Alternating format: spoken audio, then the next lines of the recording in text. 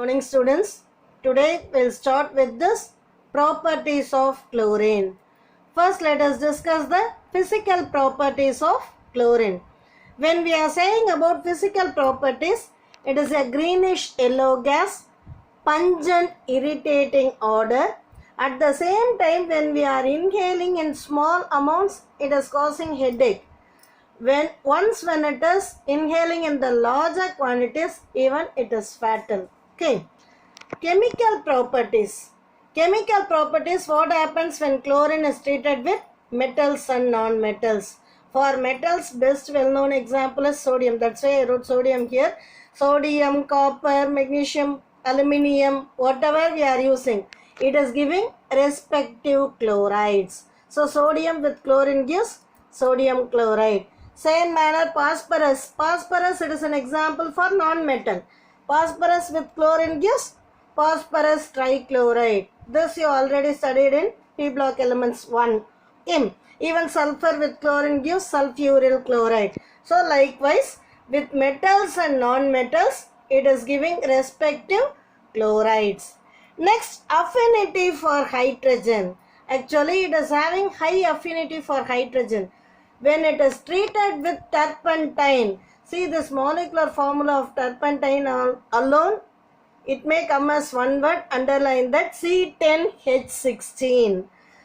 Molecular formula of turpentine is C10H16. Once when it is treated with the chlorine, at that time what happens? This chlorine is having high affinity towards hydrogen. So chlorine is removed as hydrochloric acid. Is that clear, ma'am? Even this chlorine is forming dioxygen once when it is reacted with water in the presence of sunlight. Okay. So when chlorine water it is exposed to sunlight, at that time what happened?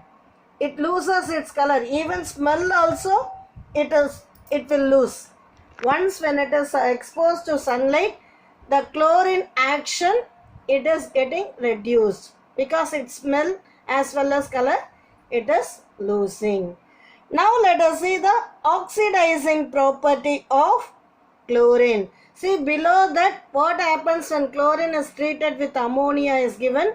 That we have taken already in the same unit, page number 60. So just go through that. Okay. After that we are going to see the oxidizing property of chlorine. What happens when chlorine is treated with hydrogen sulfide gas? See this we saw in condensation methods for preparing colloids. So hydrogen sulfide is oxidized to sulfur. Same manner this chlorine it is displacing the iodides from potassium iodide.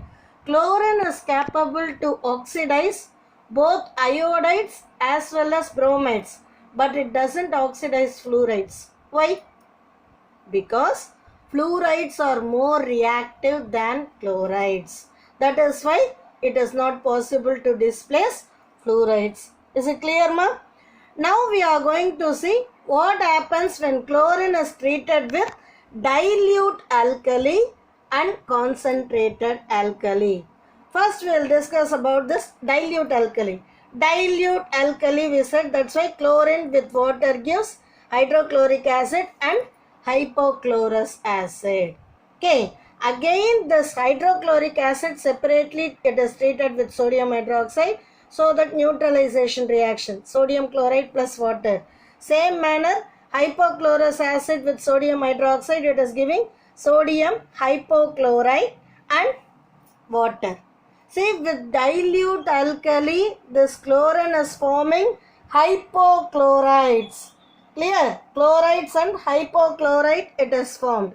Whereas with concentrated alkali it is forming chlorides and chlorate. Clear? Here it is hypochlorite. Now after writing these three equations, we are adding the equation. That is why I have cancelled here. This chlorine it is not cancelled. Water and this water molecule, hydrochloric acid, this hydrochloric acid, hypochlorous acid, hypochlorous acid. So together 1 plus 1, 2 sodium hydroxide. It is giving sodium hypochlorite, sodium chloride and one more water molecule. Same manner here it is forming sodium chlorate. NaClO3. That is why we are multiplying all these equations by 3. Okay, same equation here we have multiplied by 3. Only one more extra step is that this formed sodium hypochlorite is decomposed to sodium chlorate. Clear? Only this is the exceptional one. Along with that, sodium chloride is obtained.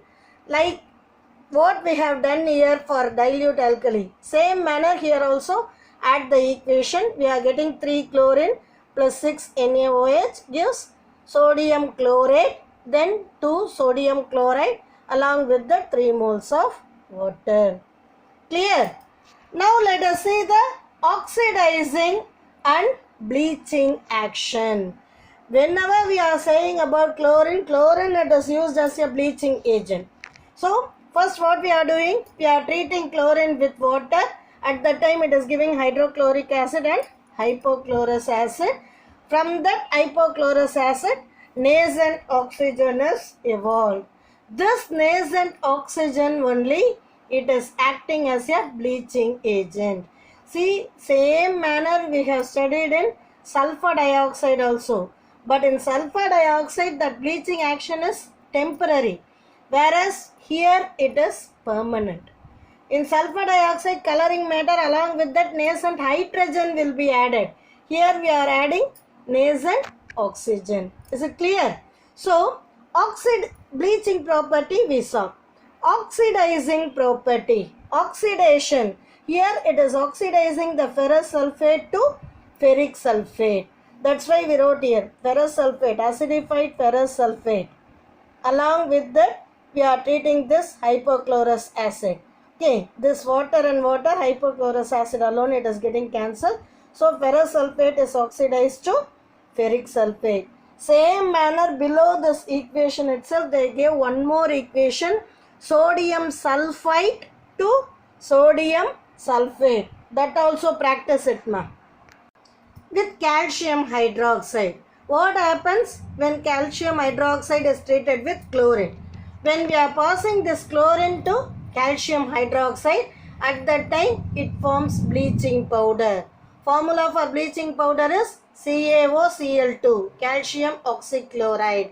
Okay, or else calcium chlorohypochlorite. Okay. Next, displacement reaction. Even this chlorine is capable to displace potassium bromide. Actually, it is displacing the bromine from potassium bromide.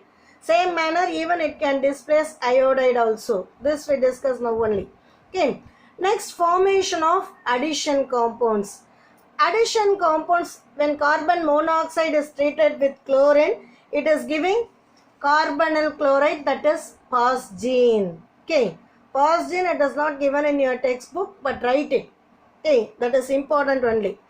Then with ethylene, it is giving addition product, that is ethylene dichloride. Same manner, even methane with chlorine also it's given there. Benzene with chlorine. Whenever halogenation reaction takes place, ferric chloride acts as a catalyst. Okay. Finally, we are going to see the uses of chlorine. It is used in purification of drinking water, bleaching of cotton textiles, even in the extraction of gold and platinum also, chlorine plays a key role. Okay. In next class, we will see the hydrochloric acid preparation and its properties. Okay. Thank you, students.